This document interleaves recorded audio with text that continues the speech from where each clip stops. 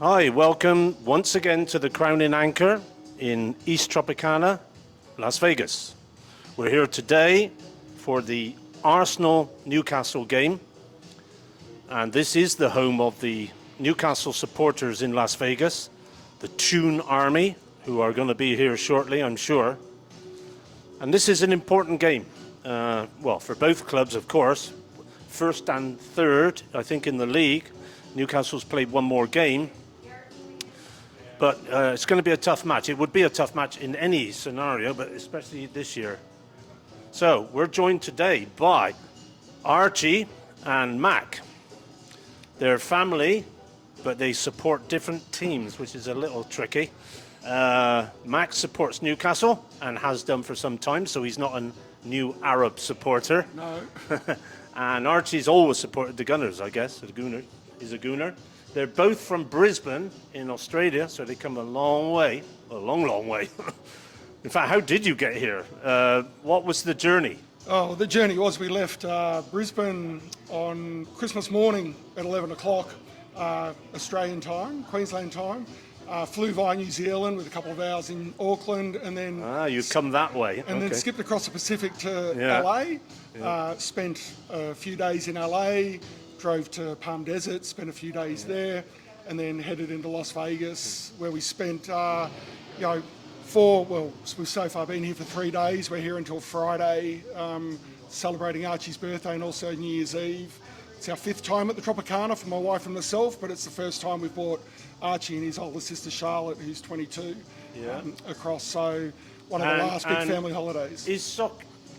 Obviously, soccer is big in Australia, it always has been. But is there a growth, though, still? The Premier League, is it the same as the US, where there's even more supporters now than ever? I feel like there's a lot more young people coming in. I feel like it's always been a sport that has been supported by most adults, but a lot more kids are starting to play, a lot more kids starting to support. And Aussie rules, obviously, presumably still big.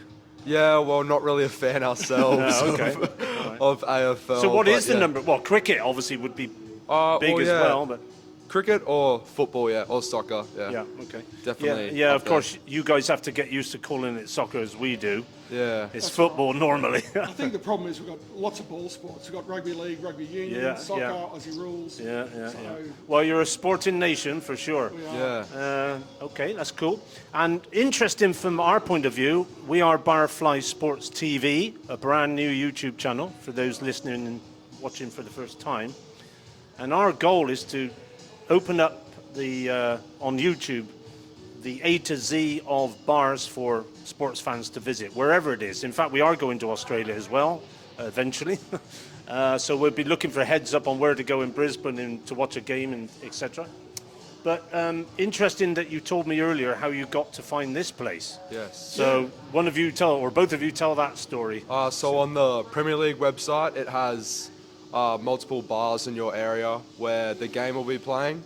And so you just click on the game, and it came up with a list of bars, and we chose this one because it's on the close to where you are as well. Where we're staying. And so decided to come down and watch the game. It's been here a long time. The owner is coming today, I believe, which is fairly rare, Ron. And it was absolutely packed for the US game recently in the World Cup, of course. Okay, so today, predictions, I guess. Let's start with Mac, I mean, what do you think? What's going to happen? It's at the Emirates, which I suppose... It's at the Emirates? Yeah. Well, for me, that doesn't really matter. We'll play anyone, anywhere, I think. Prefer to play at some changes, but look, I'm saying 2-1. I'll get shot down by my son here, but hoping for a win. A draw's good enough. 3 years ago, I said that Newcastle would make would make the Champions League this season. So let's hope that comes to fruition. They could even win the league, obviously. So well, for me, top 4 will do. Yeah, and we didn't do. Arsenal didn't do well at all last year. At the end, we got played off the park in that game with Newcastle. So there will be a little bit of extra spice to it, I think, today. There is talk of Saka not being. Can't remember. I think there was a little talk about Saka not being fit. But anyway, so Archie, what do you think? I think 3-1 Arsenal. I think it's not going to be as hard a game as people are believing. Wow. I think the lack in midfield and defence that Newcastle have, it's going to be pretty easy in our final third. Their attack is pretty scary with Callum Wilson, St. Maximin. But I think Saliba and Ben White, Gabriel, Saliba should look after them. They'll pocket them. I have a feeling there could be some red cards or something. I don't know why. I'm feeling Thomas Partey's gonna get in there, but I think Martinelli will bag too, and the rest will go from there. Odegaard will have a game of his life, I reckon. All right. Well, like I say, the owner is coming here today, and he'll be glad to see some extra Newcastle fans' faces, and he'll be interested in the way you found this place, because it's in his interest to work out how people do find it, and we will help in that process. So we'll check you guys out later in the game when Arsenal have won, lost, or drawn. I think a draw. Option A. A draw would be ideal for both teams, actually. So it's possible, I guess. All right, and we'll catch up with you at full time, but we'll also catch up with you if you subscribe to the channel.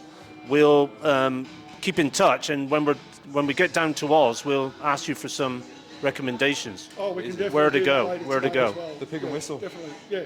Pig and Whistle, There's some good places in the middle of town. So. And then, of course, normally here in America, they break down into like chapters, they call it. So every team seems to have its favourite pub. Sometimes it's the same pub, and then they keep kind of separate. But so the Pig and Whistle would be what? Predominantly? The Pig and so it's a chain. There's multiple of them. Yeah.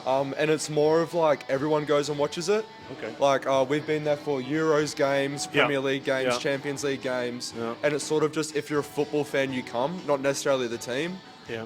And of course you've got that awkward jump in time. This is the opposite, but you're ahead. So what time is a game typically for you? Oh, early morning. So the game will be at 6:45 in the morning.